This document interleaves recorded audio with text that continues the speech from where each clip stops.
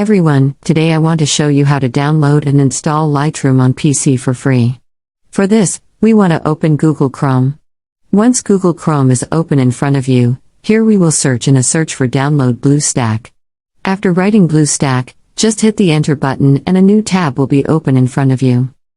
Once the new tab is open in front of you, we will click on the first link. After clicking online, a new tab starts to open in front of you. Once the new tab is open in front of you, you can see here we can easily download BlueStack from here. You should know that we can download Lightroom from BlueStack easily.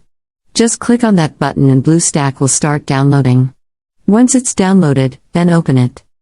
After opening BlueStack, that kind of dashboard will be shown to you. In this dashboard, you will see a search bar right here. We click after clicking just writing Lightroom. After writing Lightroom, just hit the enter button. A new tab will start to open in front of you.